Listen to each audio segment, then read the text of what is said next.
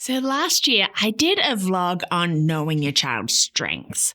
As we looked at, how we can help them develop their strengths and how important it is for us to know it. And one of the key things in there was about intrapersonal intelligence. And it's really had me thinking over these months, especially as my girls are getting older. And we've sort of been treading into the murky waters of understanding our own emotions and feelings and understanding ourselves. And so today I want to look at what is this intrapersonal intelligence? Is it something we should develop? And is it important for our children?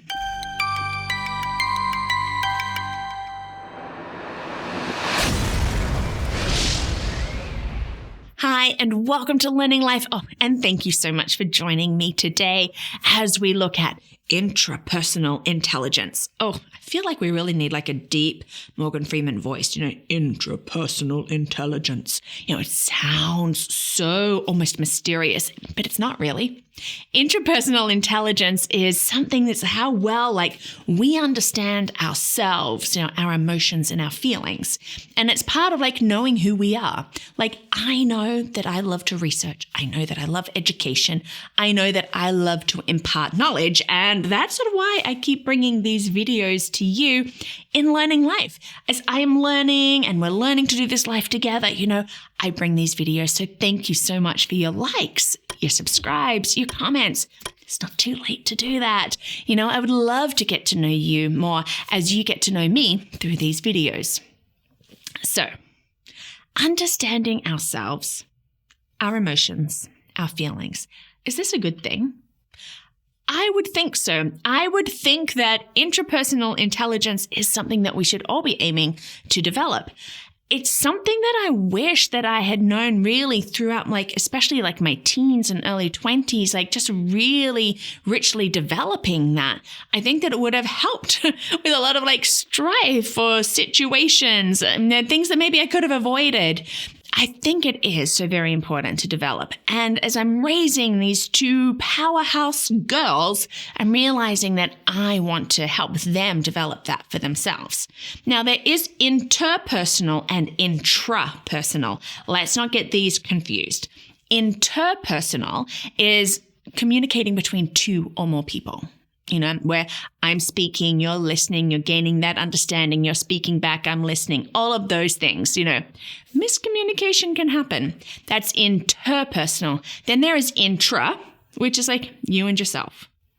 You are understanding you. You, if you're anything like me, arguing with you as you try to come to understand these things. Now, both inter and intrapersonal both fall under the C of communication in the 21st century skills, which have become very much a part of my educational philosophy, things that we need to learn to communicate. So what are some examples of how we can really be using intrapersonal intelligence? It is actually using rational and logical thought. Understanding how I'm thinking about something or feeling can help me in how I am communicating that to others or rationally dealing with a situation. It can do with discipline and concentration. Am I self-disciplined? Can I concentrate on a task? Can I do these things? It's involving imagination and creativity. Those things that I absolutely love, how I can understand my creative process or my imagination. And it's also just understanding what's going on in the world around us and how we might be reacting to it. I know for me, that was really one thing to work on that just really helped. And it's actually something that I've seen with my girls, let's work on that. Being aware of what's around you, how other people might be feeling, what's going on, and how that might make me feel. So can we really improve interpersonal intelligence? I think you know the answer to that. I think you know that it's yes, we can. And how can we do that? Well, really, self-reflection. I think that is very important. Just taking that time to stop and think, how does this make me feel? Why am I feeling like that? We could also use a life coach. They are amazing. Somebody to maybe just reflect back questions for us to think through, just help us through this journey and this process. Make the most of them. They're not crazy people that are just out there, hey, I want to tell you what to do. No, they're to help us work out who we are. And so that's great. Or maybe there is a time when you might need a therapist. They're great too. We can all, do well. And with having some therapy sometimes just to help us go, oh, how did that make me feel like this situation? What can I do to move beyond it? Now, yes, a deeper understanding of feelings and emotions. I feel like we've been exploring feelings and emotions a lot in our house lately, like we've hit 7. 7 has seemed to bring in a whole lot of new feelings and emotions and, a lot of I'm sad and I'm not sure why. Well, this has actually been a really good time to help my girls to, work out their own interpersonal intelligence. What can we do to help them? Giving them that time to just process. Processing is good. I got in trouble one time for just wanting to take time to process and sort of seek counsel on things. I don't think there's ever anything wrong with processing, and our children need that. If we are going to be pushing them for answers, then we could perhaps be doing more damage. No, and one of my daughters, she's actually really good. She's like, I don't want to talk about it right now. I need to go and think about it. Okay, great. And then when she's ready, she has had this time to process and in that create an understanding of where she's at and created perhaps a solution to how she could resolve the situation. I think this is wonderful. She's doing it at 7, what I think I was still struggling to do at 27. So this is great. Help them to set goals and then find ways to achieve them. Yes, as adults, we are guiding, we are leading, we are these parents that are yeah, okay, goals are great. Start small, move bigger. But children who can set goals and find ways to achieve them, within themselves, are going to be a lot more confident, are going to understand all of these things a lot better, and it's going to serve them so much better in the future. Allow independent work and independent play. I will always be bringing in that play. Yes, reading by themselves, writing by themselves, working on a project, whatever it is. But also that play, that independent play is allowing them to process thoughts and feelings as they go through. Yes, structured play is also good, group play, but independent play is just a great time for just that one-on-one, you and yourself, thinking and going through, because we want our children to get that deeper understanding of their feelings, their emotions, their ideas, their goals, their opinions, all of these different things. And that's what intrapersonal intelligence is. Now, there are a few learning activities that we could do. We can't have an education vlog without something educational.